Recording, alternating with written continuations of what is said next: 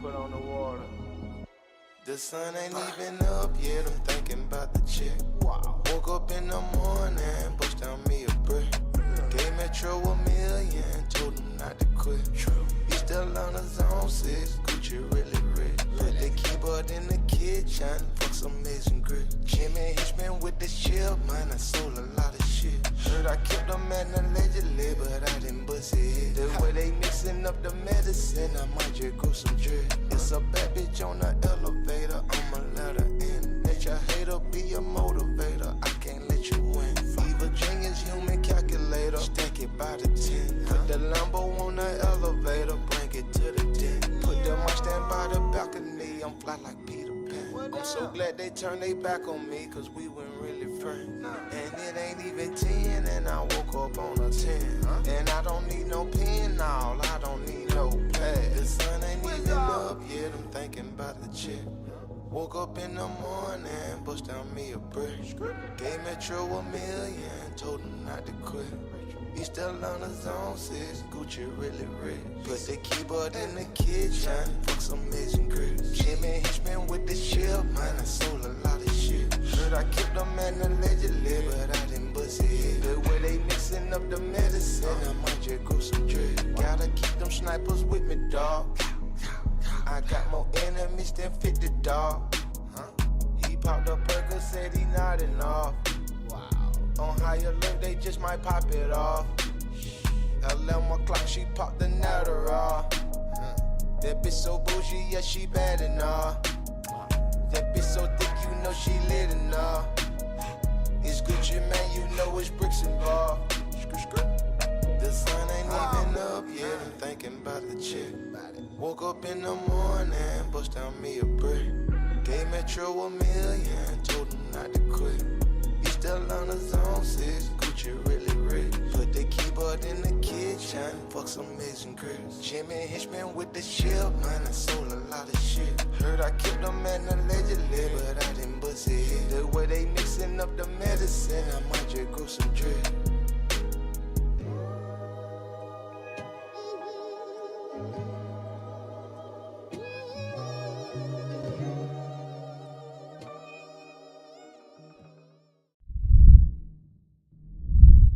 Today, we're going to talk about the loaded NBA and NHL slate, college basketball and college football winners, and of course, the squad ride. This is Behind the Lines.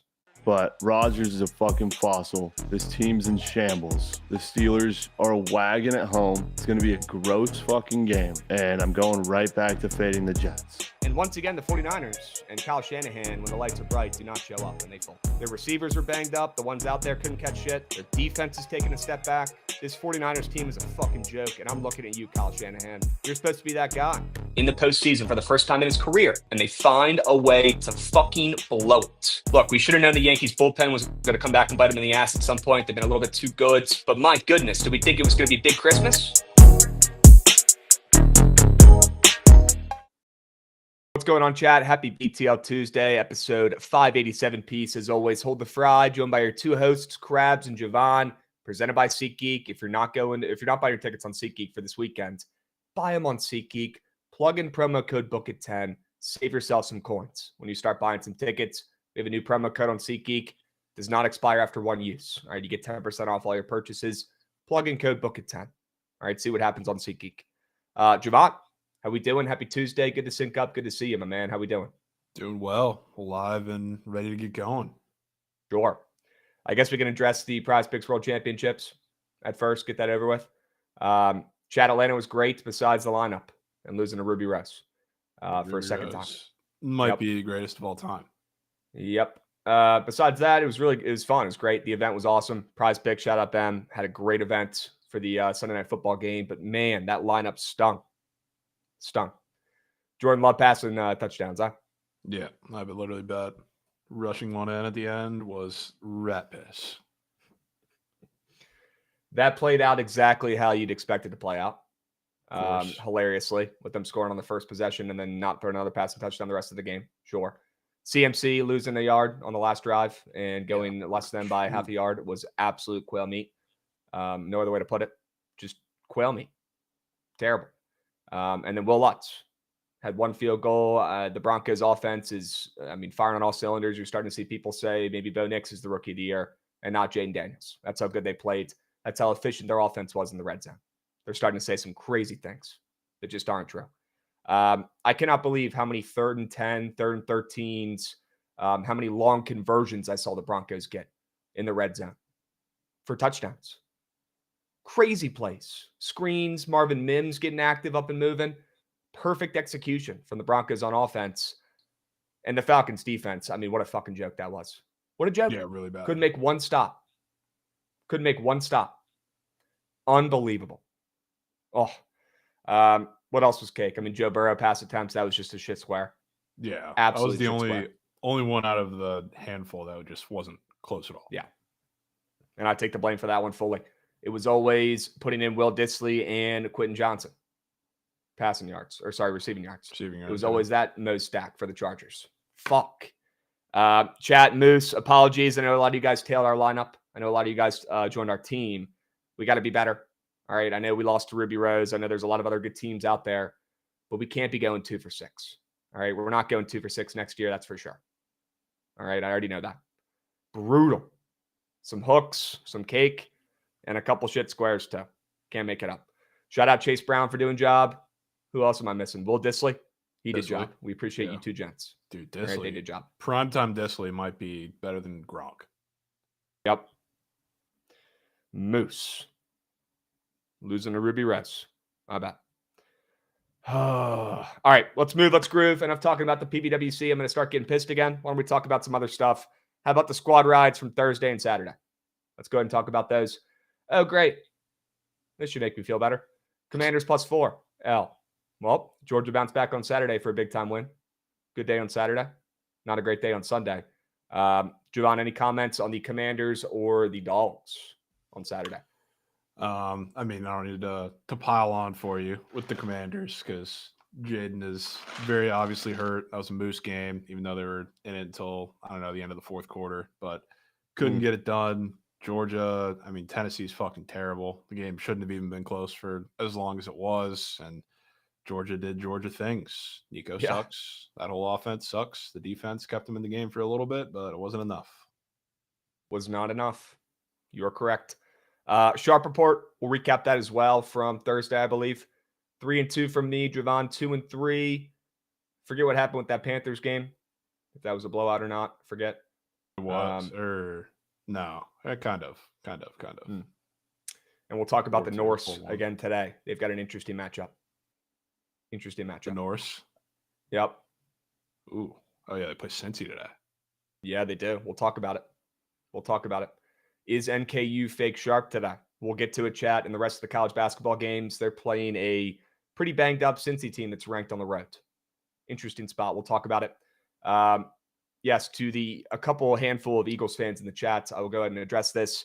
I still stand on business. I still think the Eagles are frauds.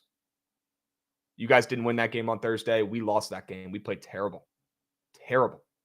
Offensive line was atrocious. Didn't have a chance. Play calling was terrible. JD5 is either hurt or just completely out of sync right now. We lost that game. You guys didn't win shit. And that didn't prove to me anything about the Eagles. 6 wins in a row, sure. That's great. That's fine. That's cool. Those might be 6 of the weakest wins I've ever seen in a row. We'll see you guys at home in a couple weeks. That's all I got to say to the Eagles fans. We'll see you at home in a couple weeks. Yeah. I'll be there. The same thing. All the Eagles fans did the same shit last year. And look how that ended. The team is just not good. Saquon's good. I will give them a little bit of props. Their defense is better than I thought they would be. Definitely a lot better than I thought they would be. Last year. It's hard to be worse. Yeah. I'll give them props there. All right. Let's go ahead and recap the Hail Mary and the 5 guys. Well, shit. Good thing we didn't put that in the PBWC lineup. Nick Chubb. One of my favorite plays of the weekend. We did have Monty. Monty was your first square that was pitched in there, though. Yeah. Pretty much everything else smacked. Besides Nick Chubb. Still paid. And then, of course, Joe Burrow that we put in there. Jovan, I believe there was some sort of W hookage on that Dylan Raiola square as well for the people who got it in early. So somehow ended at exactly 191. I don't know how you make lines like that, but that was impressive. Yep. Crazy. How'd they know? And then Nick Nash he should be a first-round pick. Nick Nash, honestly should be up there with Genty and Travis Hunter for Heisman. He's the greatest wide receiver I've ever seen with my life. Yeah, he needs to go first round overall. Whatever team drafts him in the NFL draft coming up is getting a fucking steal. Remember that name, chat. Assuming Godwin doesn't come back to Tampa, I need Mike Evans and Nick Nash on two sides of the ball. Sure. W. John, it's all love, my man. We'll see you in a couple weeks for the rematch. That'll be must-see TV. Hopefully we don't drop an absolute stinker out there and we make it a ball game. All right? It's tough to watch on Thursday.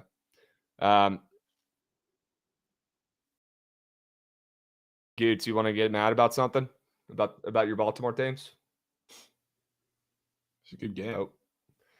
We got Crutch Bets coming in resubbing. Let's go, Crutch Bets. Attaboy. C. Bernat coming in resubbing as well during TMA. If you guys missed TMA, you can always go back and rewatch on the YouTube as well. Do not forget about it. Do not forget. Do not let that get swept. If you want to hear what Mikey's on for today, hear him bitch about the Jets, you can go ahead and rewatch TMA on the YouTube. Okay, go check that out. Goots. Yeah. You shouldn't be that mad. You lost to a good I'm team. not. They want me to crash out, but they literally couldn't put up any touchdowns against the worst secondary in football. That's pretty embarrassing. So we're thinking we're fucking Super Bowl contenders, Steelers fans. You better figure it out. If you're going to win on field goals, good luck with that. Your defense, great defense. That's crazy. Sure, I'll give them that. But crazy Copio. Literally losing a regular season game, you think I'm going to crash out? I'm fine, bro. I'm good. Lamar's my quarterback. I'll be all right. Sure. We got Adam's got Wales coming in, dropping 5 subbies. Let's go, Adam. W's. Appreciate you, Beast. Worst secondary in the league. We're going to score. Oh, he's not done. Points. Well, you won with Chris Boswell, so fucking figure it out. Chris Boswell might be him. Fucking quarterback. And you think Russ is we're winning good. a Super Bowl? Okay. All right, buddy. Russ is good. Shit City. Not as good as Lamar. But he was good. He was good, right? Yeah. 5 subbies from Adam. You're a fucking beast, brother. We appreciate you. All right, let's move. Let's groove, gents. We got a lot to get to for today. Why don't we go and recap the Saturday meat sheets? Take a peep at that as well. Yeah, pretty 50-50. Not our best work for the meat sheet. Ty Felton, the woke. Yeah, you might be. Got to stop betting on him. That's above 500. I don't know about with the straight bets. Got to crunch some numbers there. I'm doing the math in my head. Feels like it's a little above there. Pretty close. Either way, not our best work. God, George Mason, you fucks. Unbelievable. How do you not win that game? Oh. Arkansas, great call. Couple great plays on that sheet. Jovan, let's get back into it, though. Enough talking about, all the plays from last week and yesterday. Let's get into the steamed crabs for today, and then we'll get into the plays for today, the winners, the sharp report for the people. But first, let me go ahead and bitch about something. Gootsy, run that shit.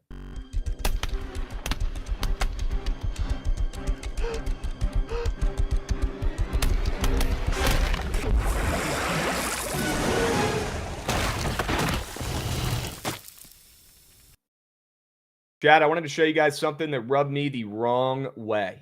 Wanted to hear your guys' thoughts. Wanted to give my thoughts, my opinions on this whole situation. Adam Silver, and yes, this is not from NBA Dunk Centel. This is from the actual account Central, and this is a real quote. Adam Silver talking about the NBA's ratings being down, Jovan, saying people aren't watching as many NBA games. Shocker. Well, when all the games are fucking terrible and blowouts and nobody's playing, all the stars are sitting out and not healthy. Surprised to see that not as many people are watching. Well, instead of Adam Silver, giving an actual reasonable reason why the numbers are down and why NBA is, kind of struggling right now with their TV ratings, he decided to blame it on other factors. He said, I'm going to blame it on the election. He said, I'm going to blame it on the NBA playoffs or MLB playoffs. Well, I figured, saying or blame it on the MLB playoffs, Jovan, is pretty fucking ridiculous, if you could say so myself. I mean, that's absolutely absurd. The NBA is supposed to be top-notch elite up here, and baseball is supposed to be down here with how people talk about the two sports. And now you're blaming on people not watching the games because of the MLB playoffs? What are we talking about? The NBA is supposed to be, right behind the fucking NFL with most watched, most bet on sports. I don't get it. It makes no sense. Adam Silver making excuses saying, oh, people got other shit going on. No, it's your product you got to fix and worry about. Nobody cares or wants to watch the regular season games because number one, they bet on the GOATs, and then they don't play the whole second half of the game. Number 2, it's a blowout. The games aren't even close. And number 3, it's just a shit product compared to the other sports going on right now. There's a reason why people aren't watching it. It's because the regular season is useless. I have no reason to turn on the TV unless I'm locking in a TNT 2-piece on Prize Picks for the good games on for tonight. But besides that, I got no reason to watch, regular season NBA. Are you guys with me? Or do you think this is an overreaction? Do you guys think Adam Silver's making the right excuses? Or do you think he's just kind of bullshitting? I think it's the latter. A little bit of both, I would say. So, I mean, with an election and with the World Series, legit for a couple of games, sure, like a week or week and a half maybe, but it's also like it's an arm and a leg to try and watch games without going to StreamEast. So you're getting a million ads and illegally streaming the game. That's like the only way for people to watch the majority of the games. So like TNT 2-piece is cool. That's when people actually have eyes on the game, but everything else is pretty difficult if the game is not nationally televised. So, I mean, as a person myself who is probably, a little more than just a casual watcher of the NBA, but not too much further, I really don't care to go to StreamEast to watch fucking Pistons Hornets on a random Wednesday night if it's not on TV or it's not like a affordable NBA League Pass situation. That's fair. Yeah. NBA season starts on Christmas Day. Goots is saying, I don't disagree. It's one of the main days that I really do lock in. OJ Pimpson bets coming in, resubbing. Bang. Let's get some green today. OJ Pimpson. Sure. We appreciate you. Well, this year they'll have the NFL games on Netflix for Christmas Day. So he'll probably play that should work, right? That should work. Beyonce good streams. Good streams after they couldn't even handle a Jake Paul fight. Surely they'll be able to handle Ravens Texans. What is that, the first game or one of the games? It's definitely one of the games. Yeah. Yeah, I just think the NBA product sucks in the regular season. Like, I'll tune in for the playoffs. I'll tune in for Christmas Day, sure, whatever, when there's nothing else going on. But the games stink. You got the best players in the league not playing. You got fucking Kawhi Leonard syndrome rubbing off on everyone else. You got Joel Embiid not fucking playing, making up injuries and shit. I'm tired of it. I can go watch the college kids miss free throws. At least I know they're going to put in fucking effort every night. It's a shit product. That's why people aren't watching it. It's a bad product. The games are not fun to watch.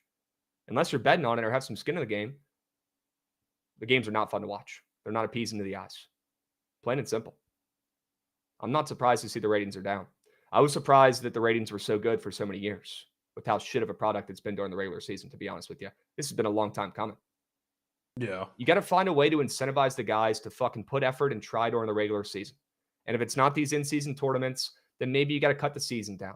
Figure out something. Make the games matter. Because right now they don't, and I don't enjoy watching them, really. I enjoy watching the TNT games because the players are trying to fucking go off and show off for, Shaq and Chuck, and they're on national TV. I get it. You might get a lick of defense in those games, but besides that, it's just fucking terrible products, terrible games. And you got guys I was betting on last year in college who are fucking playing and starting for the NBA in these games where you're like, that guy's playing?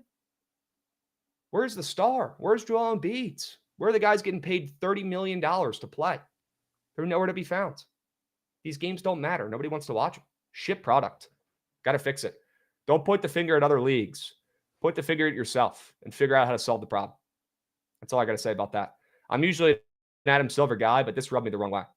Rare L. I like Adam Silver too. Rare L for Adam Silver. Rare L. All right. Enough bitching. Let's get on to the plays for today, guys. I hope you guys agree. I feel like it's pretty hard not to.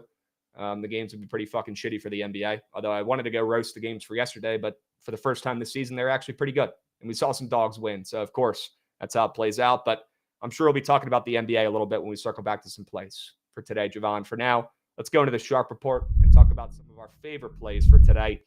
I'll get it started out on the gridiron. How about NIU? Plus 2.5 down from like plus 4.5. Jovan, I bet way too many NIU football games this season. And by the way, Maction slate for today. 3 pretty solid games, at least the best Maction slate we've gotten so far this season. I'm pretty stoked about it. You got 2 decent games and one where there definitely some weird shit could happen. But let's focus in on this NIU and Miami of Ohio game. Spreads down from 4.5 to 2.5, depends on where you're looking, maybe even 2 some places. And what have I said every time I've come on here and bet an NIU game? And there's been a lot this season, like 3 or 4 already. This team does the opposite of what makes sense. So what we got today is Miami of Ohio on fire, the team of destiny in this conference, the team that won it last year, the best team on paper by far in this conference, a team that was picked by every fucking poll and prediction to win the MAC before the season started. They got off to a terrible start, and they've ripped off, I think, 5 or 6 wins in a row. They're on absolute fire. They're in first place, or tied for first place in the MAC. If they win this game, they're probably going to the championship game. Then you got good old NIU, the Huskies coming in, who have just zagged when everyone's zigging, done the opposite of what they're supposed to be doing in all these games this season. And again, we made some money on this weird team. You look at the last couple weeks, we faded them against Akron last week. Akron came through. W's there. Against Western Michigan, we bet on them when they were favorites on the road. That game, that line made no sense. They came through and they won by like 20, 25 in that game. This team does the opposite of what they should do, and they're going to win outright. You can take the points. I'm taking the points. You know, I love a good +2.5. I'm a sucker for that line.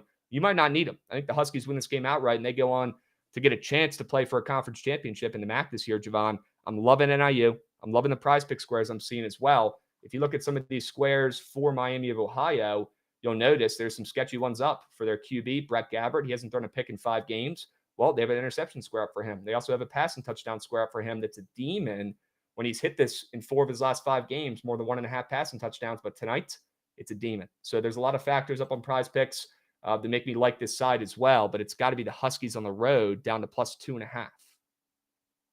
I'm in on that. Fade Miami, Ohio has to be done. Yep. Has to be done. Sorry, Matthew, but got to fade your school today, my man. Fade Miami of Ohio, the wagon of the MAC.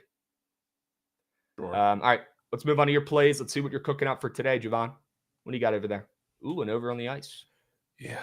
The only thing, only system, only type of play in any sports, across all sports, not just hockey, basketball, baseball, whatever you want to call it. The only thing that I will blindly bet without a single thought crossing my mind is an over with 2 teams coming off of a shutout. So I will stick to exactly that. The Sens are coming off one, the Oilers are coming off one, and frankly, both of them were extremely embarrassing performances where for a majority of the game, like neither of them really showed any hope or any offense whatsoever until obviously they were down a bit and started trailing and started ripping, but neither of them broke through. I think they break through now. So this is a plus chick. I think at over 6.5. It's kind of hanging between like the 6.5 line. We'll see where it ends up kind of sticking, but regardless, we're seeing 8 to 9 goals. That's how all these always go. And these are probably the best 2 set of offenses that you've had with any of these system plays in a while. So I'm kind of glad.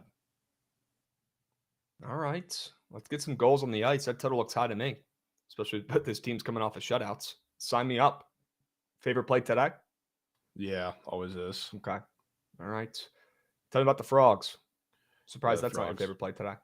Yeah. I mean, it's a play I like a lot. That's why it's up here. I only times I'll put TCU as a side up on anything, any official plays, is when I feel pretty confident. And they play Alcorn State today, who not only is absolutely terrible, but it's pretty important that they're small. They turn the ball over a shit ton, and their transition defense is like historically bad because TCU is they're small, especially they're without Ernest Uday in their game this weekend against Michigan, and that was a pretty big sore spot. But they're dealing with a couple injuries across the board, but they're going to be pretty small regardless. So like if they can get the ball inside and score pretty much at will and run in transition, that's the only time I will ever trust anybody to score. Or for them to score against anybody as far as TCU goes. So the offense, I think, will be great. It's also one of those games. Baylor has a lot of these games. Jamie Dixon does some of these games too, where he just wants to push the tempo, wants to run, wants to play super fast. This is going to be one of those games against Alcorn State. Plus, Alcorn State, they did play TCU kind of close, like for spread purposes when they played them last year, but they cannot shoot to save their lives. Like in that game, they shot pretty well from 3. Their entire starting 5, they've played 4 games this year, including one against a D2 team that they lost to. Their entire starting 5 has hit 2 threes on the season. And a lot of them don't even attempt a lot of them. That's how you got to beat TCU if you're not banging the ball down low. So like this is I think Alcorn's going to struggle to score. I think TCU defensively has done pretty well. They forced a lot of turnovers against Michigan, and frankly, it was the only reason that game was close for a bit. So I think you're going to have them in hell. I think TCU scores 100+ points like they almost got to when they played them last year, and this one gets maybe not Mississippi Valley State ugly, but damn close. Alcorn State is terrible, right? Really they might bad. be just in the spot here where it's, kind of like fade Mississippi Valley State, like you were just talking about, where they are that bad. Their mistakes or miscues line up perfectly with how TCU thrives. They're in for a tough night tonight, Alcorn State. You remember what D2 team they lost to? By any chance? I'm just curious. Xavier, Louisiana, I think. Never even heard of them. That's embarrassing. Yeah, really bad. That's embarrassing. Huh.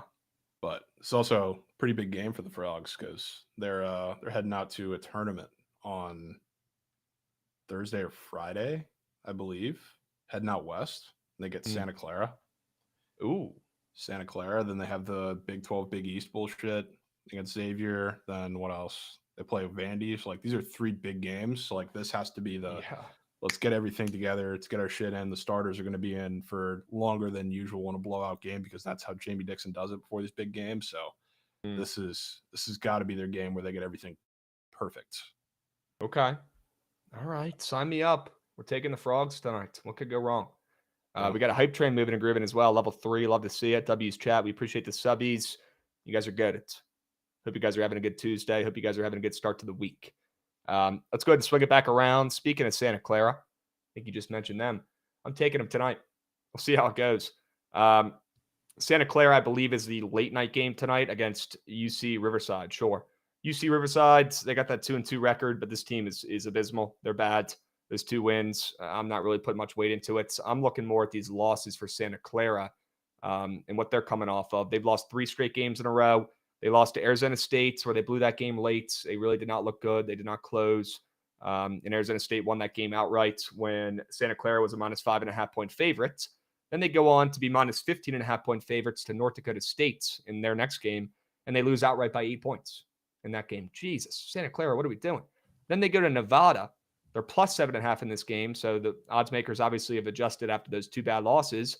They're plus 7.5. They should keep that game within 10. Nevada also depleted. Nevada also kind of regrouping here after losing some of their stars. And they lose that game by like 26 points. Oh, brutal. Losing to Nevada. You know they're probably going to lose that game, but they should keep that game within 10 points. Santa Clara, not a good start to the season after a lot of hype. I'll tell you what, Jovan, I still believe in the Broncos. And seeing their line move up from minus 6.5 to minus 8.5, minus 9 some places, it looks like the odds makers believe still too. And that's the most important thing here. Santa Clara sitting at 1-3 now at home, gets a chance to beat up on a team that has a better record than them. But if you look at the matchups, look at the schedules, you'll notice that those wins are against useless teams, Cal Baptist and a team that I don't even know who it is, LaSalle something. I don't think that's even the real LaSalle. And they won that game. So you could take that for a grain of salt, in my opinion. UC Riverside is in for a fucking rude awakening on the road here, coming in at 500 on the record to a 1-3 Santa Clara team that's looking to not only win, but absolutely beat down their opponent after 3 bad losses in a row. Now they're home. This is a game they have to win. And Riverside is not good.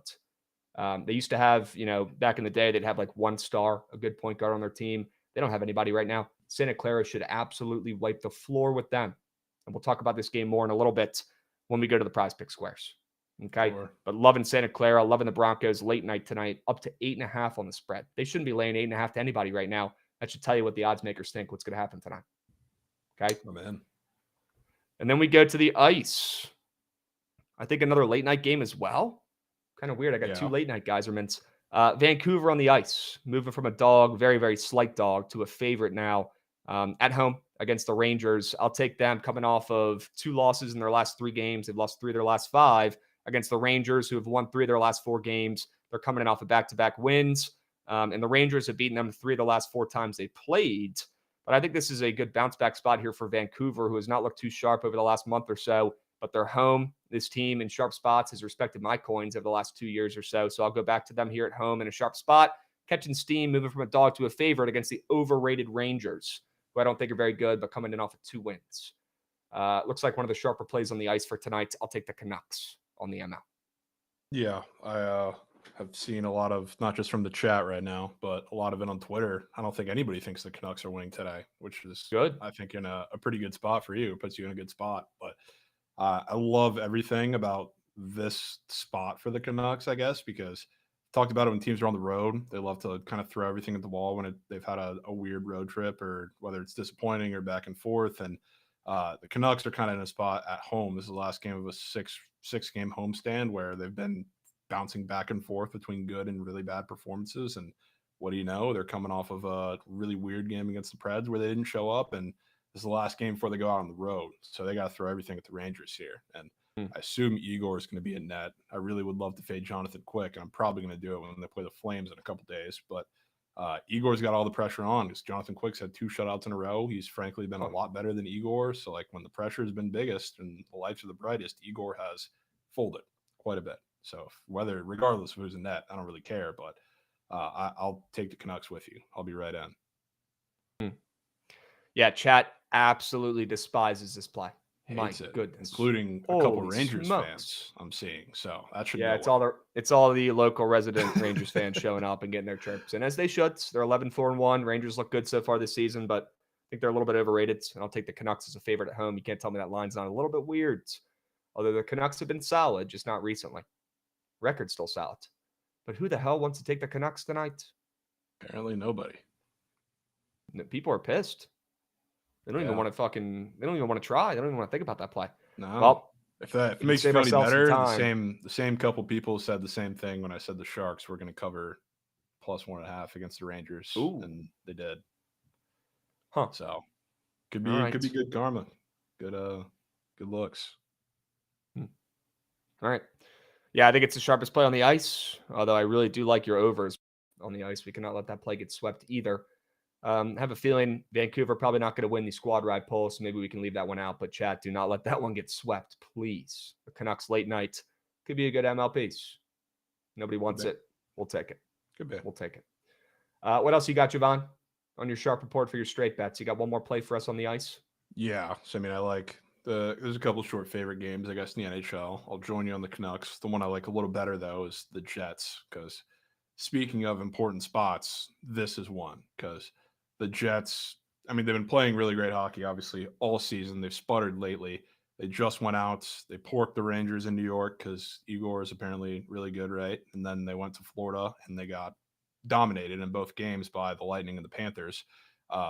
The Panthers game was probably one of the more shocking performances, I would say, of the season so far. Not that they lost, but they went down there and the Panthers dominated them in every facet of the game. And I don't think that's just, okay, we're bouncing back now. They're coming to Winnipeg. We want to beat them. We want to put up a better performance. But this is a test of you're playing the defending Cup champions that play a playoff style of hockey. They honestly play the Jets style of hockey. They just have done it better than they have for the last couple of years. Now that you get them back at home, another important spot because this is a standalone home game. Their last game against the Panthers was Saturday.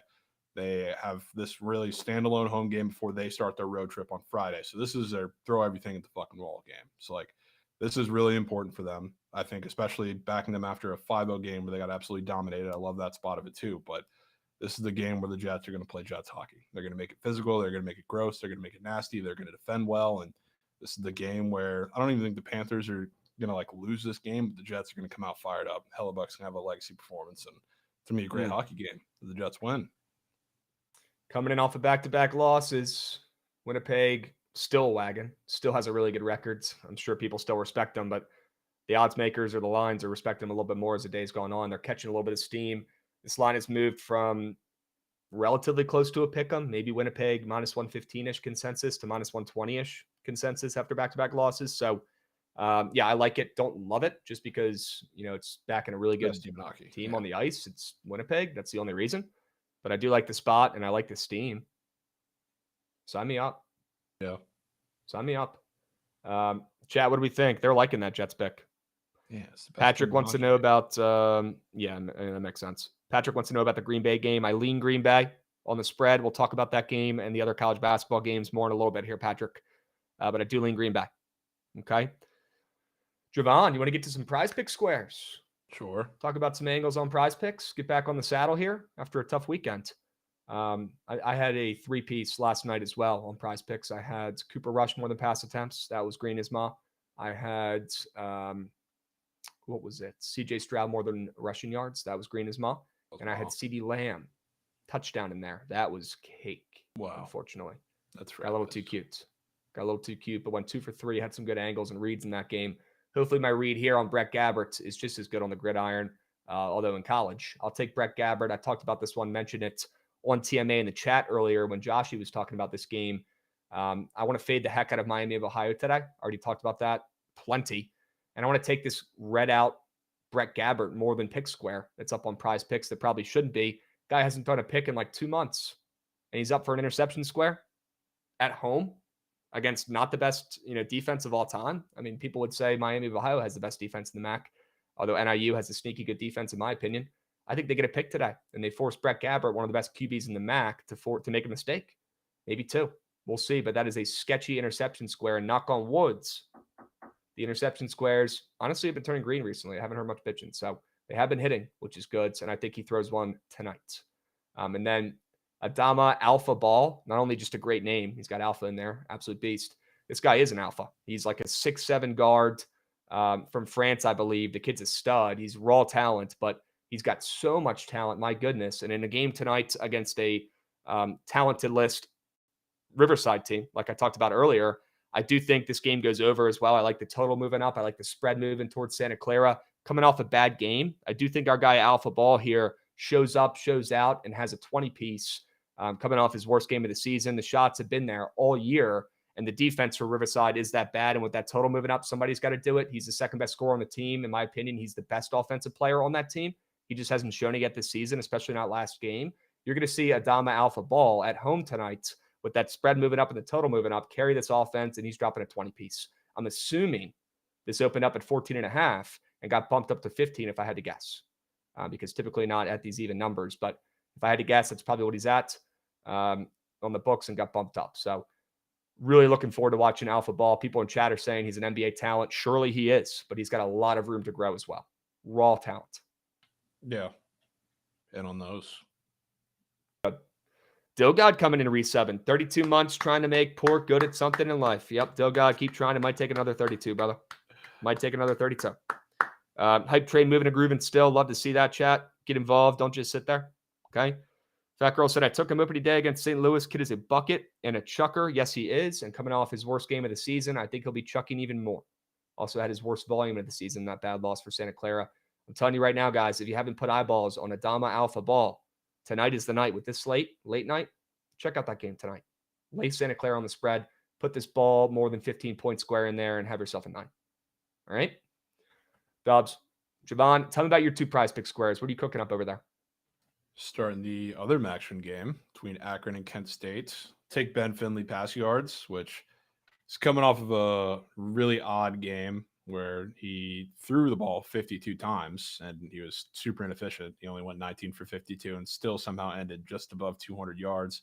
I think it's going to be a little different. Obviously, a much different matchup. That was against NIU. This is against Kent State, 0-10 Kent State, who is one of the worst overall teams, but especially worst secondaries in college football. So I think he's going to get his there. I think the game stays kind of close too, so I'm not incredibly worried about game script there, but they're an explosive play funnel in the secondary. So Ben Finley, I think, is going to he's going to be a lot more efficient than he was last week, obviously, but I think he's also going to have quite a few big plays to open the game too. So give me Ben Finley to have a legacy game, Cal legend, NC State legend.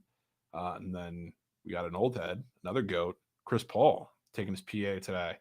They're facing the Thunder without Wemby. So obviously something has to go down low because the Thunder is still without really any sort of big man. They're playing super small. And now they're without Wemby. That does a couple things. Like Chris Paul has been feeding a lot of the bigger guys down there, whether it ends up being, I don't know, like Zach Collins, who's probably going to have a decent matchup down there. And I think he feasted last game too, when Wemby was out for the first game. But Chris Paul is going to be a little more aggressive on the offensive end, getting his own points, which is why I kept that in there. But he's still going to facilitate because honestly, like the Chris Paul to Wemby connection has not been as strong as people kind of thought. I at least thought coming into the season, it's been a lot more of everybody else. And last game, he was super aggressive in facilitating to everybody. I think even with a tougher matchup against a tougher defense, it's going to put more of the load on his shoulders today. So this is one of the TNT games with Chris Paul playing one of his handful of former teams, and I think he's going to be aggressive and go off. Yeah, this might be my favorite Sharp Report 4-man this month. Wow. To be honest with you. And I know we've already hit one this month. I'm liking this, man. I'm logging this right now as we speak. I already kind of had that Ben Finley passing yard square. I was already kind of eye-fucking that one before BTL. Almost put that one in myself. Love that you took that. Love the angle. Sell job is great. Now I'm pulling up Chris Paul, his 16.5 points and assists. Yeah, I'll go ahead and take that revenge narrative against his former team on prime time. Love he's going to want to show up and show out. Sure. Love that square, dudes. It starts with Brett Gabbert. Actually, it starts with Ben Finley, to be honest with you. Yeah, it starts with and then Brett Gabbert. And then we go CP3 and Alpha Ball. What a name. Oh my goodness. We're going to have a night tonight. We're going from Chris Paul to Alpha Ball. Wow. You kidding me? That's the difference. Electric. Wow. And they just put up a crazy assist square for Adama Alpha Ball. You've got to be kidding me. Wow. You've got to be kidding me. They just dumped a handful of squares on the board. Are you kidding me? LSU squares on board, more Kansas squares, Ohio State squares, Cincy, Louisville. Man, all popped up. I wish they had an Adama Alpha Ball PRA square that we could pivot to, but I'll still lock in the points. Still very confident in it, even seeing that assist square. It's probably going to smack as well. If they end up putting that PRA up or PA, I'll take that with something later. We'll craft up something. But for now, I'm going to keep this and stick with that Alpha Ball 15 points. It's still smacking. All right. I just locked in the BTL format. Please work. Please work on my PC. Oh, yeah, it did. Hell yeah. Chat, lock the fuck in. I'll drop the link in the chat here as well in a little bit, in a second. Jovan, love these squares. Great fucking work. Ben Finley and Chris Paul, do your fucking jobs tonight, gents, please. Please. He does. Chat, let me know what prize pick squares you guys are looking at for tonight while I drop this link in the chat. Let me know what squares you guys are eye fucking. You guys seem to like that line. Let me know what squares you guys are eye fucking today. Love that line. I'll tell you, I was for sure doing that to some squares in the Penguins Lightning game. Yeah? I think that's for tonight. A vintage Bookit with Trent. Good game for props. Yeah, could be. There's a lot going on. All right. Chat, let me drop this link to the BTL Sharp Report 4-man right now on the Twitch so you guys can get involved. Wow. I didn't even see this too, very conveniently. You have 2 goals allowed squares that are up today, Krabs, which I don't know if there's been goals allowed squares up for weeks. You know what they happen to be? What? 2 goalies that are coming off of a shutout. Shut the fuck up. Shut the fuck up. We got to take these with something. Are we taking them together? Are we pairing them with other squares? What do you want to do here? Lead the way. We got to take both of those. That's a good question. Both of them. You know, we got a lot of shit we got to do today, prize picks wise as well. We got to craft up an NBA TNT 2-man on prize picks as well. 1 square in each of these 2 primetime TNT games. You know, a couple options. I'll just go ahead and throw them out there. If you don't like them, throw them right back. Could do a 4-man. A little smaller as well with the 2 TNT squares and the 2 NHL squares. We could split these 2 goals allowed squares and pair them with our favorite Sharp Report squares in 2-mans or even 3-mans as well with each of our 2 favorite squares and diversify there. Or we could just, you know, grow the fuck up and put them together in something as well in a lineup. Got a lot of options. Any of those sound good? I think we stick to the TNT 2-piece. Obviously, we have the Sharp Report 4-man. Maybe make a little Penguins Lightning game stack with Vasi in there because he's one of the goalies. And then another random entry, even though it pains me to fade Dustin Wolf. He's the other one. What do you think about that game? You like goals in that game as well tonight? I mean, somehow, some way. That's arguably the most obvious under I've ever seen. Okay. With Dustin Wolf, as good as he's played, coming off a shutout against an Islanders offense that's absolutely terrible. I mean, that square, I guess, in and of itself is absurd that it's up. Like the Vasi one I can kind of understand because like the Penguins, even though they're rat shit, like they rip and they're always bound to get into high-scoring games, partially because their defense is so bad, so then they have to chase the game. But Dustin Wolf coming off a shutout, 2.5 goals allowed against the Islanders. As much as I love Dustin Wolf, that square is absurd and probably is pretty indicative of what's going to happen. Just by going off of feel and looking at chat, that Dustin Wolf square is smacking. Yeah.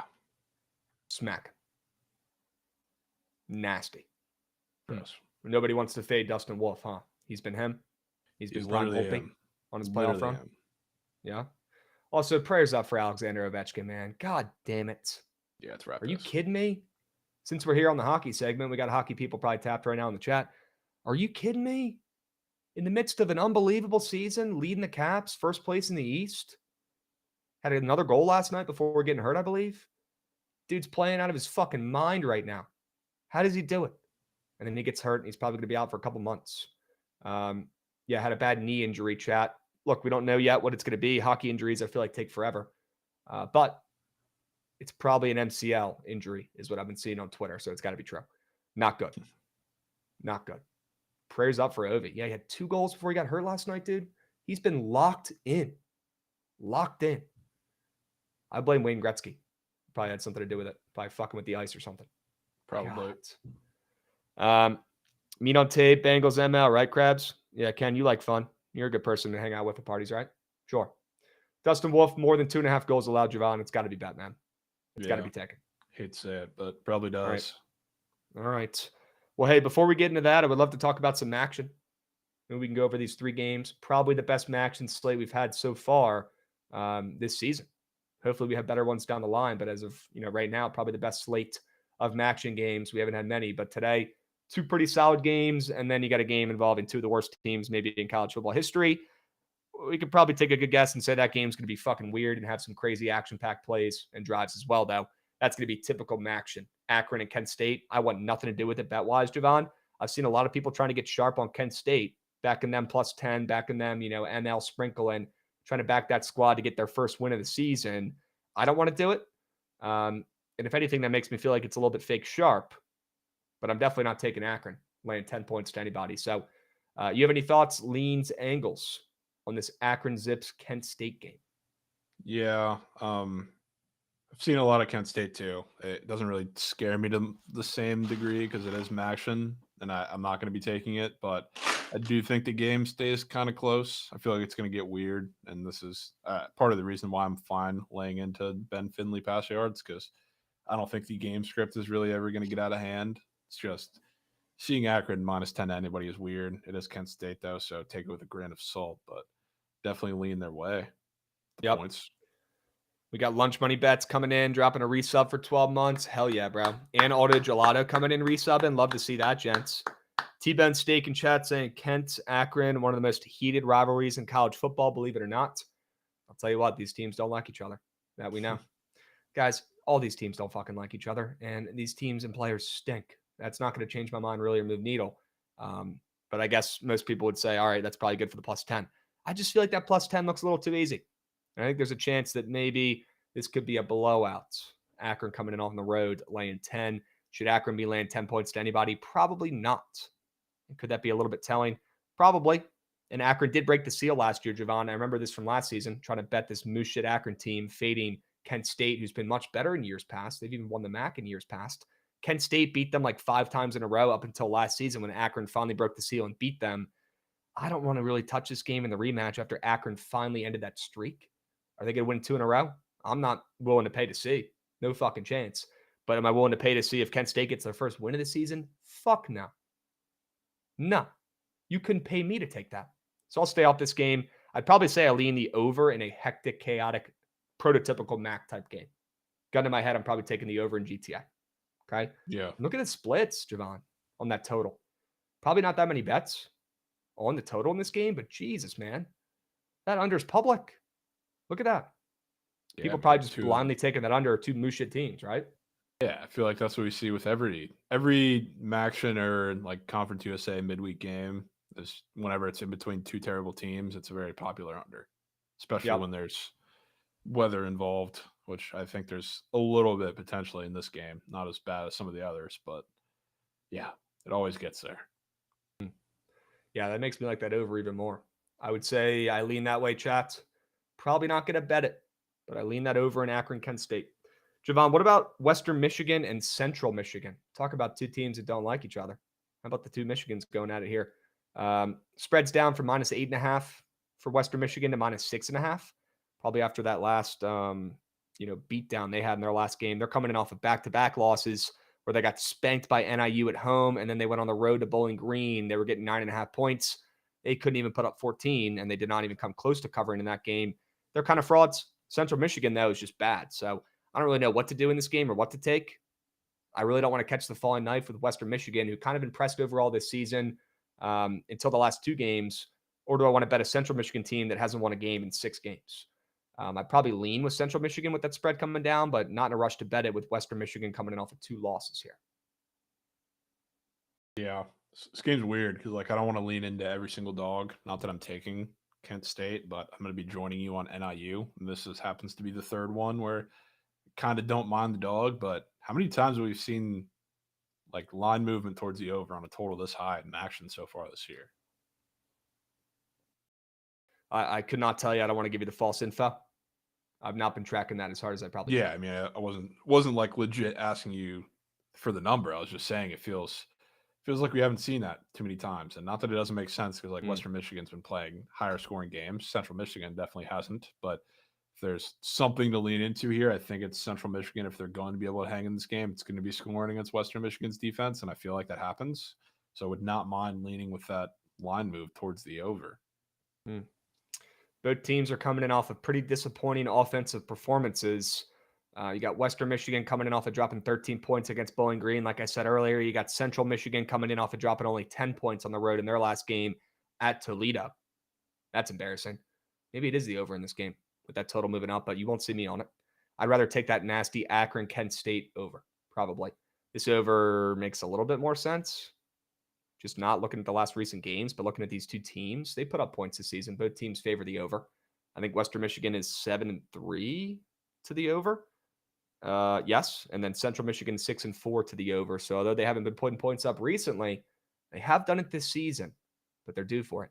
I lean that Kent State over more than the Western Michigan one, but I do like both. Yeah, I was looking to see Central Michigan scored. I guess they scored 2 touchdowns. They scored 4 touchdowns in the last 3 games. Yeah, that's not good. That's not going to cut it. Really bad. That's not going to cut it. Total's a little high. I do not disagree. That's for sure. Definitely like the over. And CP3 got bumped, chat saying. Is that true?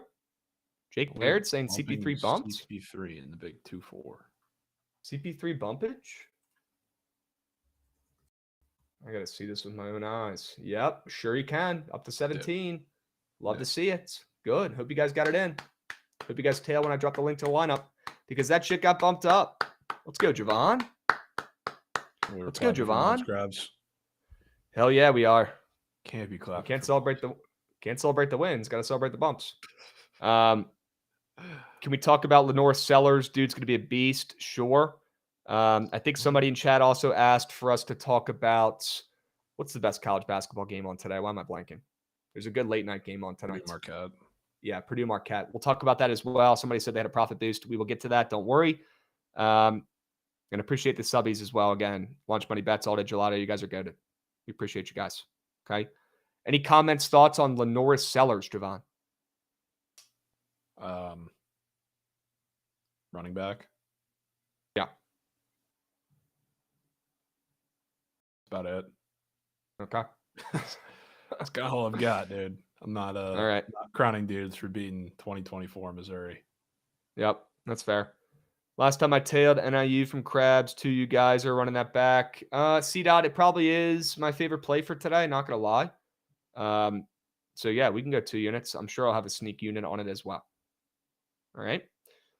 Dubs, any other questions from the chat? Let me know. All right. Let's move. Let's groove. Jovan, any other thoughts on the NIU Miami of Ohio game? And what do you know? That spreads down to +1.5. Holy shit. That is fat move. Holy shit. No JT Miller for the Canucks tonight? Huh. And they're catching steam? Kind of a big deal. But if that line doesn't move, I mean, that would be ridiculous. Huh. Well, I love seeing personally NIU down to +1.5. Hope you guys locked that one in as well. If not, you might want to just look at that ML at this point. Love NIU tonight on the spread. Do not let that play get swept, chat. All right? Love NIU. Jovan, any other thoughts on Maction before we move? No, not too much. Okay. All right. You want to take a trip to the NBA and take a look at some of these games and then maybe craft up a little TNT two-piece? What do you think? Sure. Maybe take a look at Pick a Pro, take a peep at some of these NBA games first, and then we'll go over to the Prize Picks board and see what's going on over there. I know the Celtics and the Cavs are tipping off tonight on TNT, 7 p.m. Eastern. Definitely got to find a square in that game. It's also just a great game. I know I bitched about regular season games not mattering. This might be the one that really does. You got the Celtics coming in 11-3, still looking really good. The Cavs are coming in still undefeated, though, 15-0.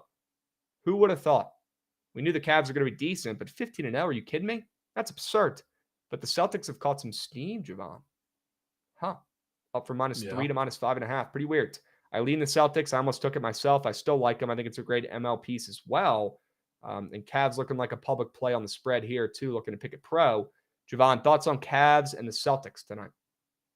Yeah, I'm very down to get involved with the Celtics, not just for the obvious, part of it being that they're 5-point dogs now, up from 3.5, and they're 15-0, which is ridiculous. But if there's any team that can match up well with the Cavs, it's the Celtics, because they're going to spread them out. They're obviously going to shoot a million threes, and kind of the strength of the Cavs defense is more so in the interior. So if there's any team that can take advantage of it, it's them. The Celtics are still, I would say the most impressive team in the East. I think they show that tonight. Wow. I love the Celtics. I might have to bet them myself. Yeah. What do you guys think, chat? What do you think about the Cavs and Celtics game, huh? I know you NBA fans have some takes. I'm seeing some go Cavs. How are you feeling about Derek White's 3 square? Why don't we dive into the prize picks board for this Celtics game and see if anything is looking at it's kind of funny. Jovan, I don't know if you did any prep work or peep this game at all yet, but was there anything that was sticking out to you? Or are we diving in, taking a peep at some of these Celtics for tonight? I'll say, even aside from that comment, the gut feeling, not only with Tatum as the taco, but if it's like a big game where the Celtics need an emphatic performance, like sure, Tatum's been the guy a little more this year, but I feel like it always spawns with Derek White coming out and having a massive game, especially not that they're like emphasis 100% of the time isn't to go and shoot threes and spread the team out, but Derek White, I feel like, is a pretty big impetus in this game. So he's got a couple weird squares up, so I would not mind taking a look at him too. Derek White. Okay.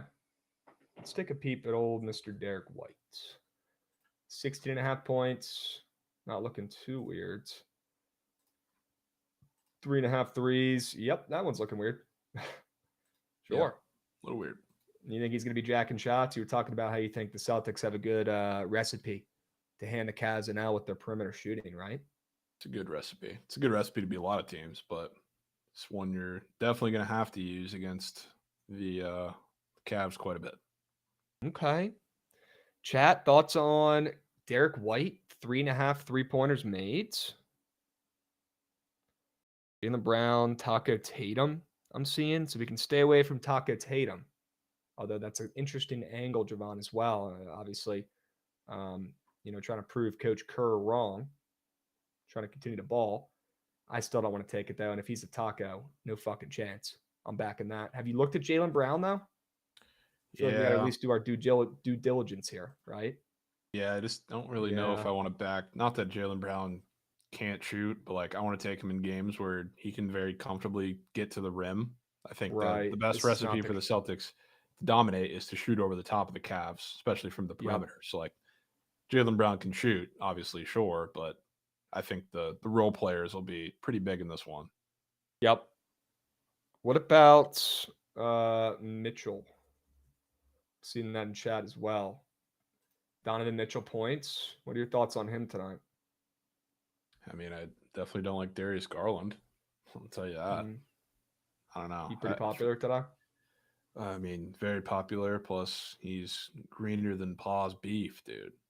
It's like I saw that square and I was like, holy shit. This could be a recipe for anything. Especially, God forbid the game gets really out of hand and you have blowout script on your side. But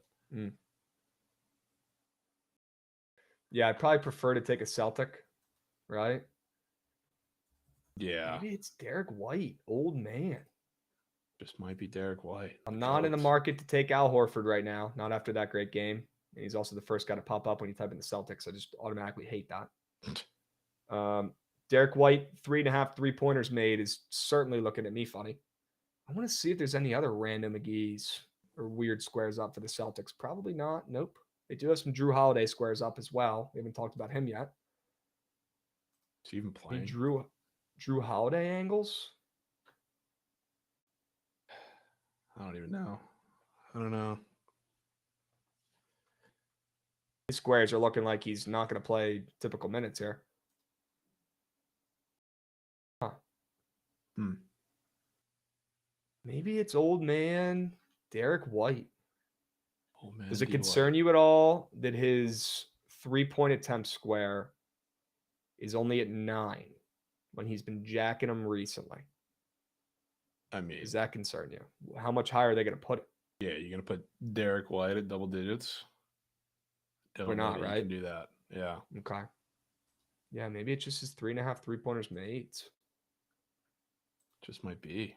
I'm down for that. What do you guys think, chat? You think we're getting Derek White splooge fest from behind the arc? What are your thoughts there? Let me know. Hurry up. Go, go, go.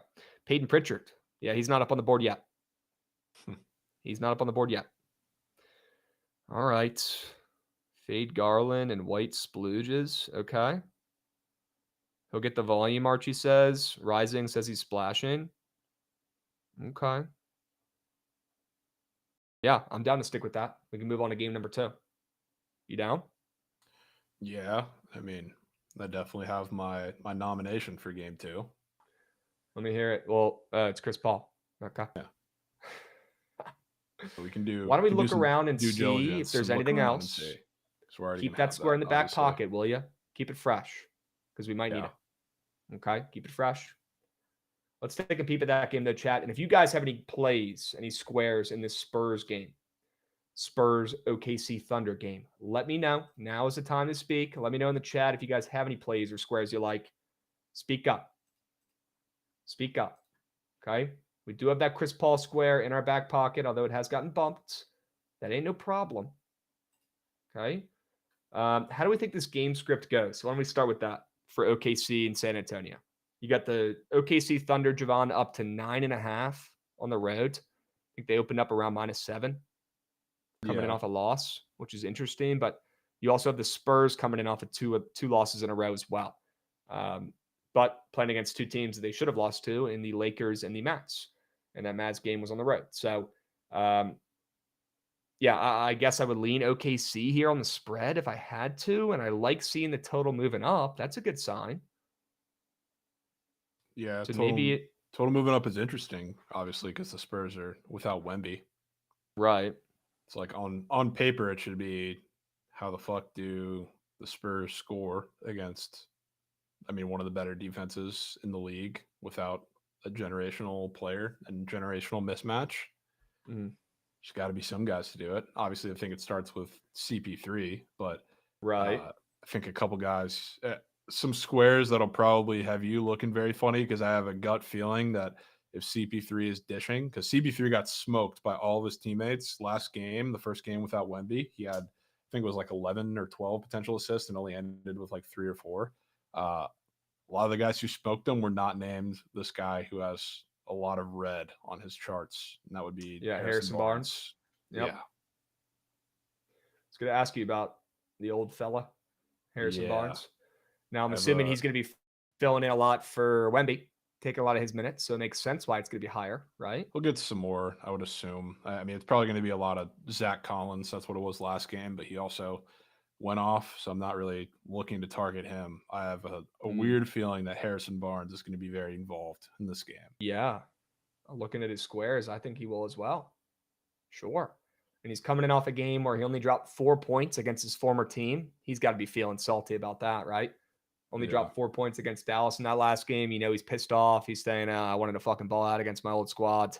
He's going to be coming in pissed off, looking to step up with some extra opportunities with no Wemby in this game as well, and also some extra minutes probably too. Maybe it's Harrison Barnes more than 10.5 points? You like the whole shebang? Were you thinking maybe PRA? Where was your head out there? I don't even have like a preferred square. I'll say for the Thunder purposes, I guess like I think in this game, he's going to have to shoot a little bit. It's like that could come with points. Sure. Just like he has a 1.5 demon threes. It's looking at me awfully funny. Yeah. Huh. Awfully funny. Well, they got his 7.5 field goals attempted up there, which is red as ma. Love to see that too. That is huge. I guess that makes sense a little bit because 4 of those 5 are with Wemby. Right. That's a good point. Yeah, and I wanted to force and maybe take one of these other random McGees like Julian Champagny, Keldon Johnson, Stephon Castle, Zach Collins, but their charts aren't really speaking to me like the veteran Harrison Barnes is. So I think I'm down to stick with him. It's going to be a vet game against a really good defense where they lean on CP3 and Harrison Barnes. We're taking 2 fossils, Derek White and Harrison Barnes, potentially here, guys. Well, Derek White's not that old. Is he not that old? He just looks old? Okay. I don't think he's that old, right? He's bald. He's 30. Okay, not gonna lie, that's a little bit younger than I would have guessed. Okay. Harrison Barnes. Yes, Harrison Barnes is only 32. Huh. Interesting. Chat, what do we think? I'm also down for Harrison Barnes, but what are we taking? Are we taking his points? Are we taking his field goals attempted? Are we taking his PRA and encapsulating everything? Or are we just saying fuck it and taking his 1.5 demon threes? I think you might have to make the gut call on this one. So I feel like a couple of your weird NBA squares, when you just take the super weird charts in these entries, they've been paying with whatever your gut's telling you. Yeah, I mean, I want to just go field goals attempted and just cut the shit. You don't even have to see if they go in. Sure, let's do it. 7.5 field goals attempted. Harrison Barnes coming in pissed off after a shitty revenge game against his former team in his last contest. He's going to get the shot volume up, and we don't even got to worry about the ball going in. How about that? I like it. I fuck with it. You got Derek White, more than 3.5 3-point attempts. Or sorry, 3-pointers made. Shit. And then you got Harrison Barnes, more than 7.5 field goals attempted. I'm fucking with that 2-piece. TNT, prime time, 4 NBA teams, 2 squares, 1 winner. Derek White, more than 3s made. Harrison Barnes, more than field goals attempted. Sign me up. Man, I'm putting 200 bones on that puppy. Just did the same. Wow. W's. Chat, get involved. Don't just sit there. Okay, TNT 2-piece. I believe we smacked the last one as well. Sure. All right. Well, we talked about the NBA a little bit. We talked about the MAC. Before we get to the squad ride here, Jovan, we do have a little bit of time. You want to talk about the ice?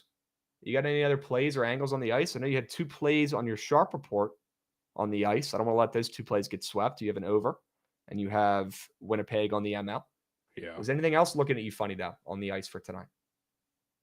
A little bit. Kind of also liked, I mean, as much sense as it may make, that over in the Pens Lightning game, because I guess it doesn't make somewhat of sense because Vasi last couple games against the Devils and the Jets has been absolutely dialed. I mean, he shut out the Devils, and then I think he only gave up 1 against the Jets. The Lightning defense kind of dominated that game, but this game feels weird for a couple of reasons. There's like a lot of stuff on both sides. Like first, when Victor Hedman and Erik Karlsson play each other, they're both super aggressive, 2 Swedish guys that are good friends, but also kind of don't like each other. It's very competitive. So like whenever they're aggressive, there's goals on both sides. Kucherov's going for a milestone with I think 900 points today. Sidney Crosby, I forget what 100th or whatever goal he's on, but like if he scores today, he hits a milestone. You have Vasi coming off a shutout with the square, 2.5 goals allowed on the board. Like everything kind of is lining up for goals in this game. And again, that probably makes sense, at least on the Bolts versus Penn side. Braden Point is also coming back, but this game just feels like it's going to get weird somehow, some way. I kind of wouldn't be shocked if the Lightning lose this game. It's just I have no business taking the Pens really ever in a spot like this, but I think they're going to score at the very least. So I'm probably going to get to the counter with that over, and there's quite a few PP squares that I'll probably get to the counter with in this one. Well, I'm all ears. Yeah, so I mean, we mentioned the Vasi goals allowed square has to be done off of not only a shutout, but 1 goal in this last 2 games against 2 of the better teams right now in all of the NHL. Erik Karlsson, 2.5 SOGs.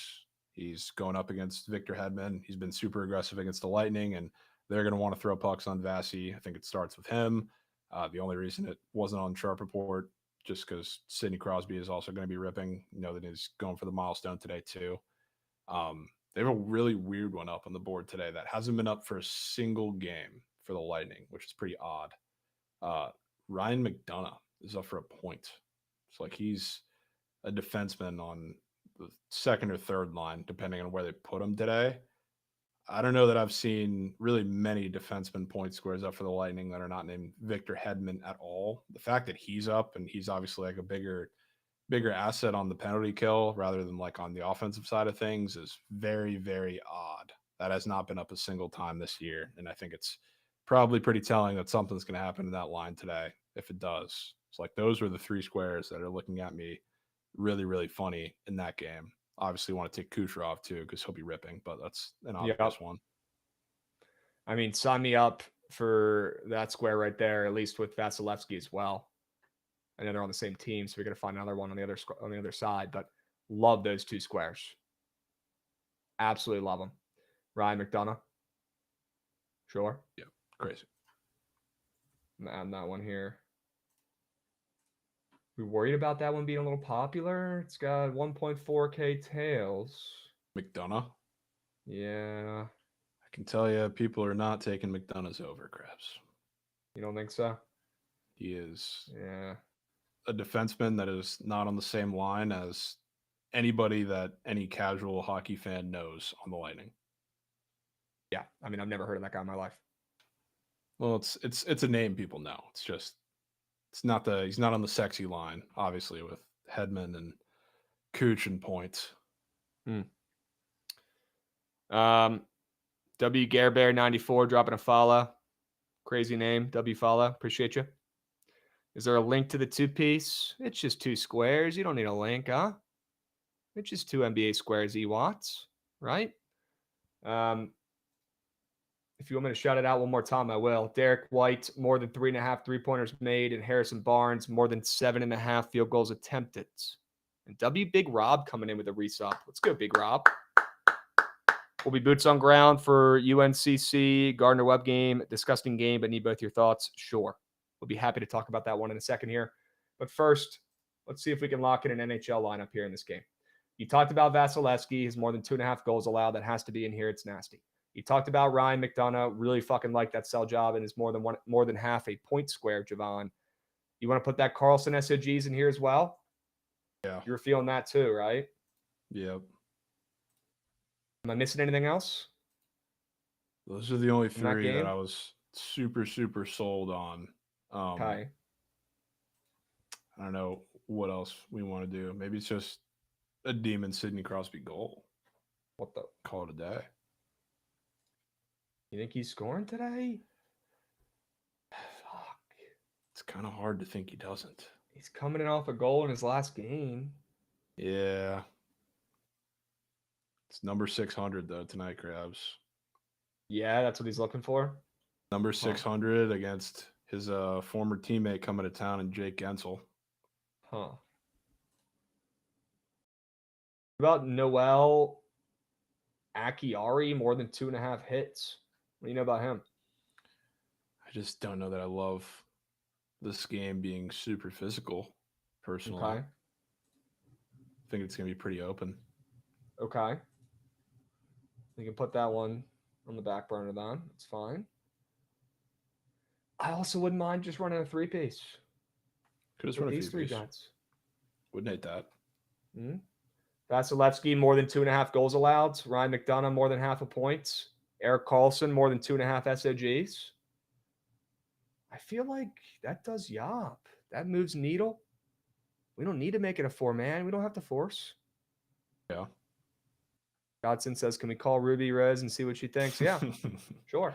She's for sure got a vicious game stack in this game. All right, I'm locking in that 3-man. And now I want to lock in something with the other goals allowed square if possible here. Sure. Because we still have this Dustin Wolf, more than 2.5 goals allowed. Is there anything in that game that you wanted to Mo's stack? If not, we can look at some other squares too. With pairing with some we might have to go somewhere to these other squares. Maybe we find a random like CBB square, put that one with. Okay. What do you think, chat? What do you guys want to pair this Dustin Wolf 2.5 goals allowed square? Anything on top of mind here? We could put the brains together and try to put together, a CBB second option here. Wouldn't mind that. Let's see. Kucherov, 2.5 point squares, crazy. Yeah, that might be a little too crazy. Yeah, old Demon Johnson. Well, I guess we could talk about this Purdue Marquette game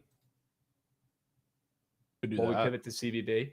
I think Marquette rolls. And guys, I must have forgot the other day when I faded Marquette. Good reminder, though, when they ended up winning and covering once again against Maryland. Guys, Marquette wins and covers every game. They're fucking annoying. Okay, they're like the Chiefs of college basketball right now. They cover and they win every fucking game. It's so annoying.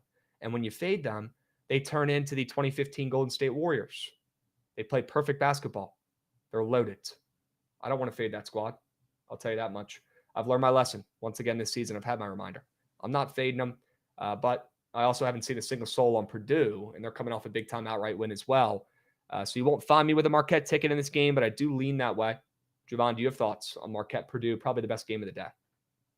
Yeah, Purdue, I mean, sneakily, they're always somewhat sharp to fade, whether they're at home and catching points like the Bama game was, or in a situation like this, when they're on the road in a spot where you don't think they're going to be able to get up and really compete for too long in this game. So I really don't want to play in this game. My gut tells me that Purdue probably does it again, but I don't know that I'm getting there. Okay. What about Cincy and Northern Kentucky? I mentioned it earlier, so I figured I'd bring this full circle. You got a really good Cincy team that's been playing well without two of their best three players, Jovan. Two of their best three scorers are still out right now with injuries, and they're still making do, and they're still hanging a pretty big number. If you look at this game without knowing the injury stuff, you're thinking, okay, it's got to be Northern Kentucky here, this short line, right?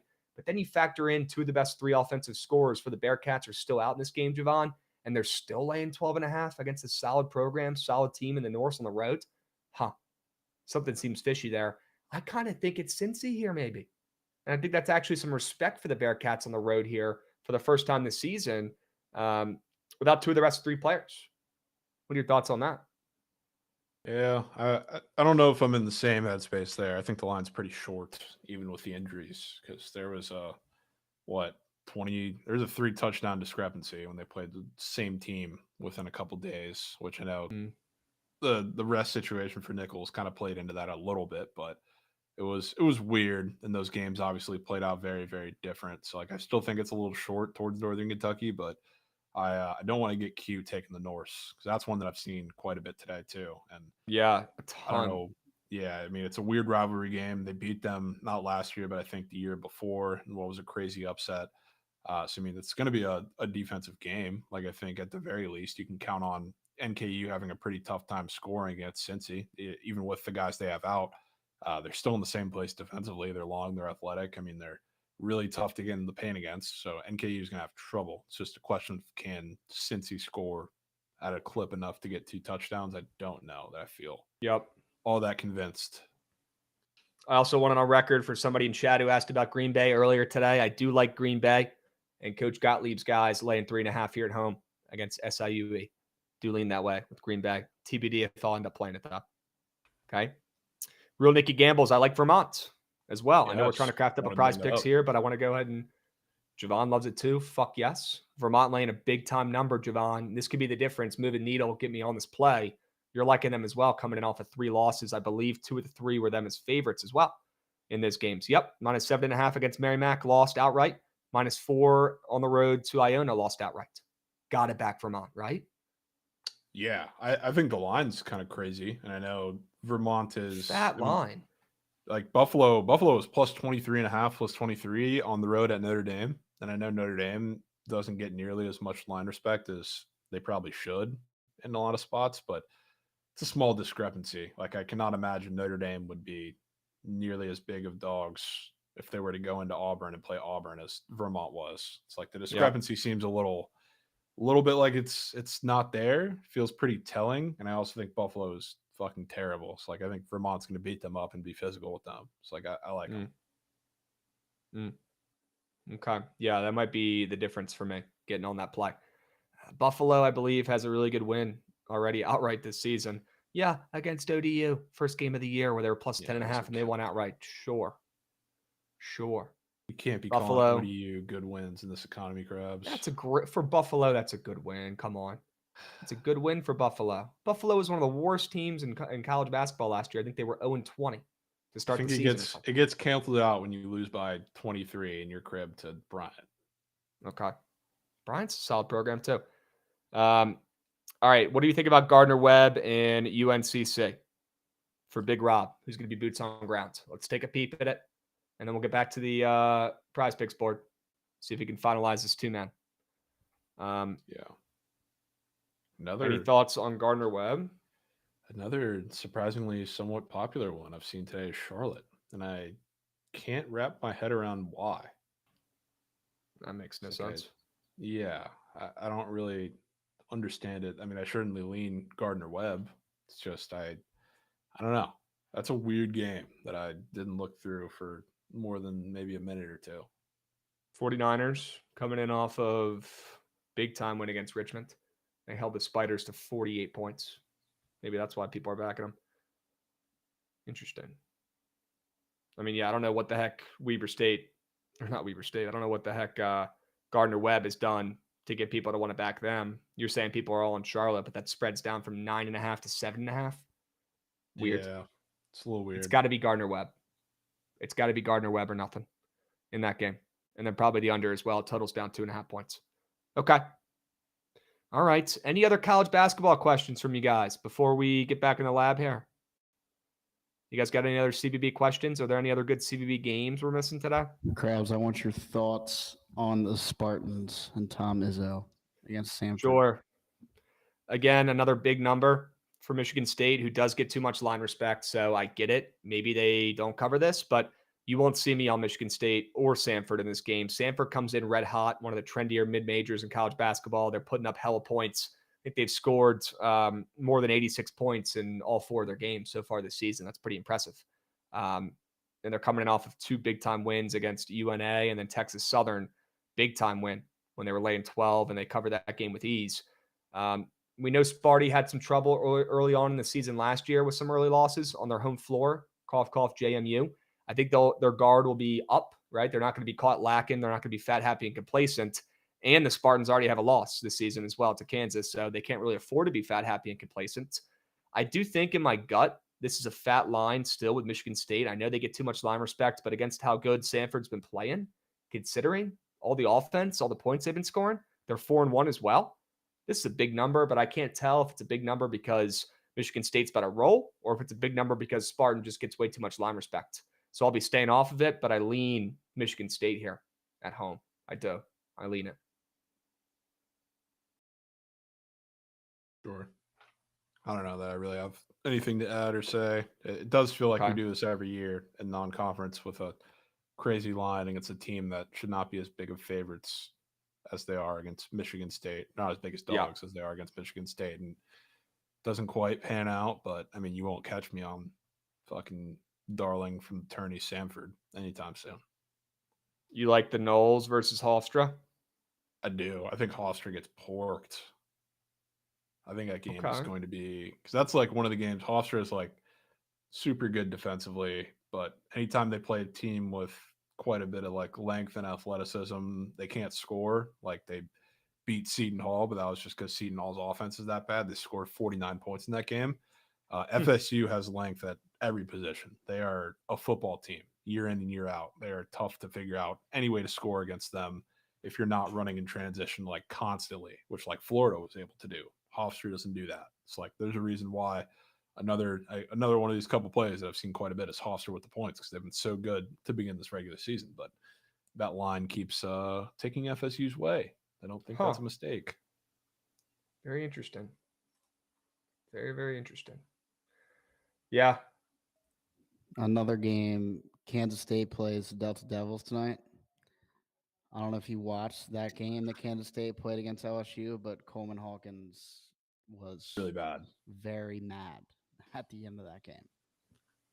So I could see him trying to just absolutely destroy the worst team in college basketball. 40-point spread, though. So, I mean. Yeah. You know my system, though, kids. Every single big power conference team that they play, I fade. That goes on, sneaks into this card no matter what. Yeah. So I will continue. Do we have another square we want to pair with Dustin Wolf over here on the prize pick sector? It's a great question. They're still adding squares. I like Jameer Brickus assists. Early game for Villanova against Penn. I think they muck him. I like Hunter Salas points against Western Carolina. I like him to get a 20-piece. He had a 3-point square up earlier, and I believe now it's off the board because it got juiced to the over, which is a good sign. His points did get bumped down. What? So it was at 20. All right, I'm out. I'm out then. Can't do it. Chat, you guys got any CBB plays you like? Let me know. Any CBB winners?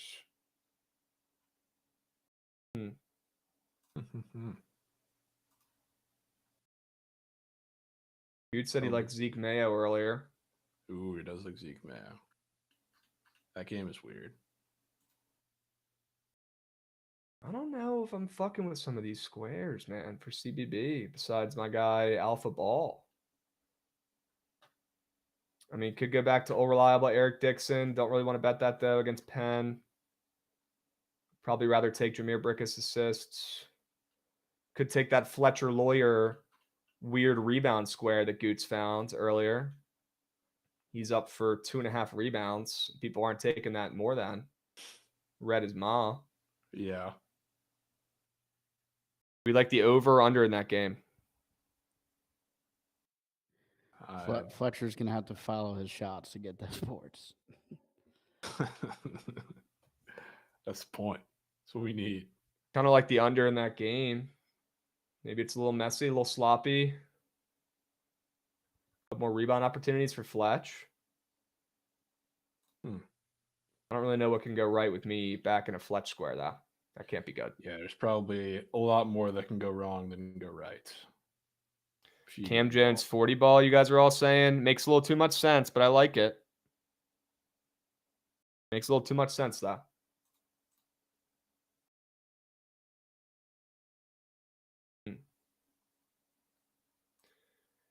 Wouldn't mind a less than on a team we think is either going to be in a blowout and rest their starters, or a team we think is not going to be in a high-scoring affair tonight. Wouldn't mind mixing it up and putting a less than in this puppy. We've been missing some of those. That's for sure. Could be important.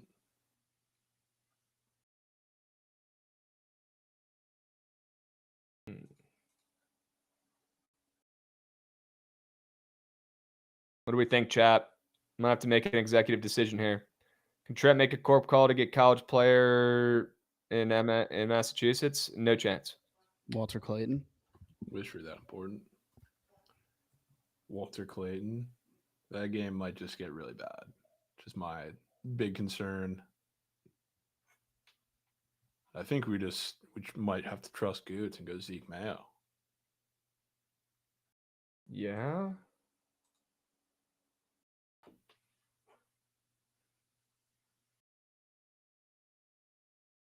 I don't know, man. Is it Zeke Mayo day? It might be Zeke Mayo day. Let me pull up that game. Total in that game's up 5 points. Kansas laying a fat number. Greensboro might hang around, but probably not going to cover. But there should be some points in this game. I like the angle and game script for Zeke. His rebound square is high as heck. His points, I mean, he's coming off of 2 atrocious games, right? Right. You know, I wouldn't mind his points and rebounds. Do they have his PR? 19.5. They do. I wouldn't mind taking out the assists and going points and rebounds for Zeke Mayo, a guy who could easily get 20 points alone. A guy who has a weird rebound square up there as well that's looking pretty high. Could be good. You want to just keep it to points? 13.5? No, I could be down to put the rebounds in there. I like that. I would want to keep it to points, but Maybe we you don't like his rebounds, Goots? I mean, I'd just rather spooch for some points. I think he's going to get 15 at least. All right, we'll trust Goots. This is a win-win. It either hits or we can bitch at Goots about it. Zeke Mayo, more than 13.5 points. A rare win-win. There it is. Rare. All right. Him with Dustin Wolf in a 2-piece. It's a crazy 2-piece. I'm in for that. I just locked it in for 250. All right. Zeke Maya, more than 13.5 points. Dustin Wolf, more than 2.5 goals allowed. It's maybe the grossest, most hated square of all time. And now all the square recommendations are coming in from chat as soon as we lock it in. KJ Adams boards. I'll take a peep at it, but the lineup has been locked, sir. Yeah, it's pretty rad. They did just put up some LSU squares, which would be interesting too. Jordan Sears. I would probably want to go Jalen Reed. So I'm pretty sure Charleston Southern really does not have a big man. Jordan Reed. Jalen Reed. Oh, shit. All right, I'm going to keep with that two-piece. We're going to keep chugging along here. We got a squad ride to get to. Yeah. We got a squad ride to get to. Queens. Can you talk about that, Jovan and Krabs? Yeah, I'll talk about it real quick only because I have some thoughts on that game. And then we're going to move to the squad rides. I like the over in this game. Queens and App State, two teams that like to run. Two teams that love to run. Give me the over. Totals up from 148.5 to 150 some places. Queens coming in off of 2 back-to-back spankings on the West Coast. They've had some days off. I think they hit the reset button. They got a great coach. After getting embarrassed twice, I think they'll have them motivated. They'll show up on the road here. They might cover. Probably lean that way on the spread, but would rather just take the over in this game and take points. All reliable Queens over. Typically a pretty good look. Loves me some Queens overs.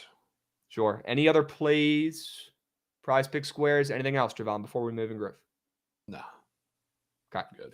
Gatesy, let's get to the squad ride, my man. Run that shit. I want to see that train.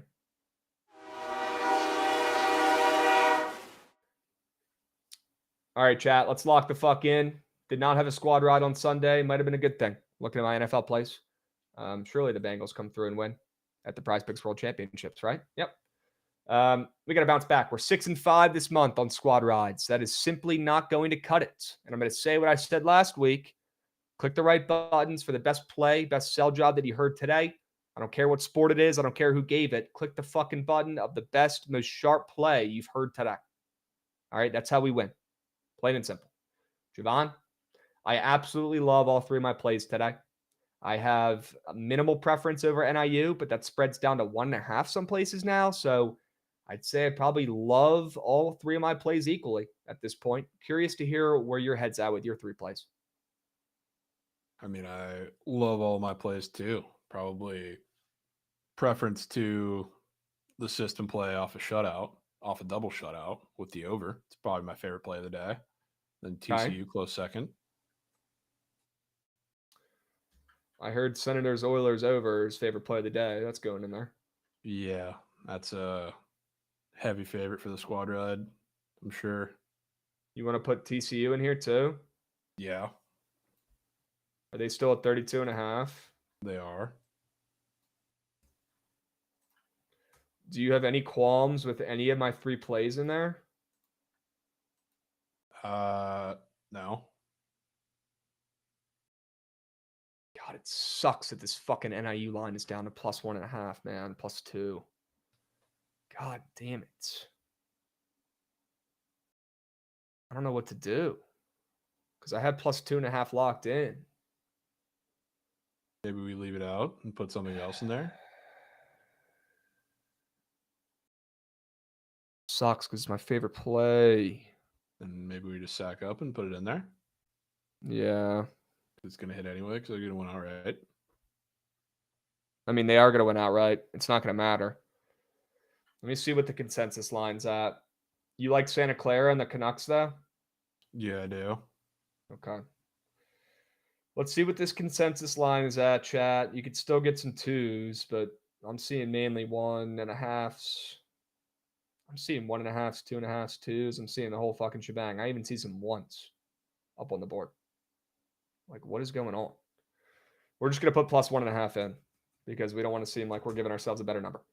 I mean, I wouldn't mind putting in all 3 of those, Jovan, and just seeing how it goes and putting in TCU spread and the Senators Oilers over as well, your favorite play of the day.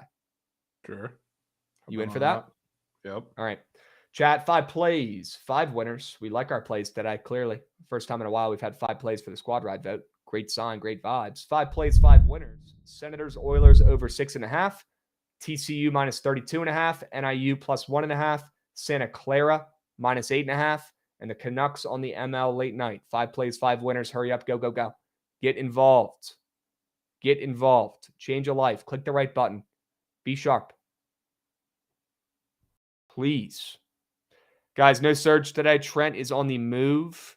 He is grooving out to Vegas right now for a poker tournament. I believe he's on a plane right now as we speak. He is on the way out there, and I believe that poker tourney is tomorrow night. So tune into that. I'm sure we'll have the link to watch that as well on YouTube. Make sure you guys are tapped tomorrow night for Trent, who I believe is tied for the favorite to win this poker tournament.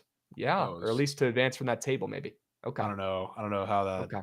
Who decided on those odds? But that's great. Trent and Mike Bibby, both the favorites. Sure. Sure.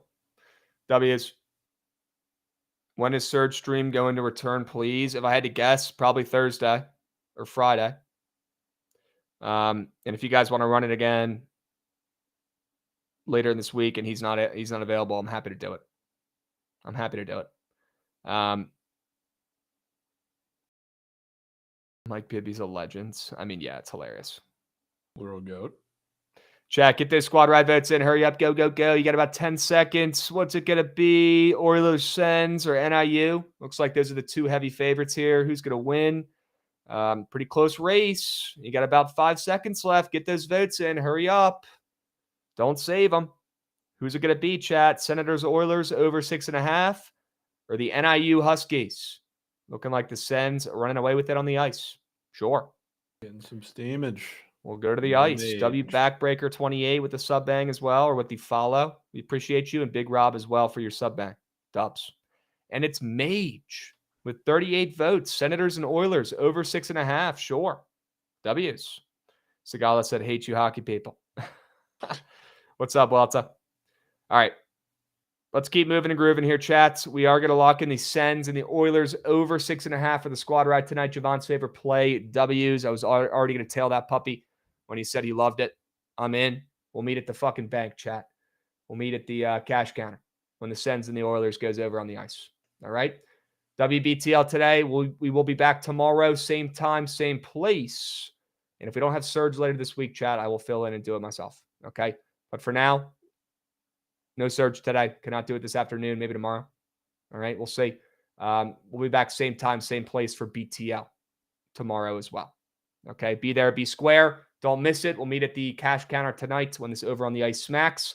We'll catch you guys tomorrow, same time, same place. We'll be.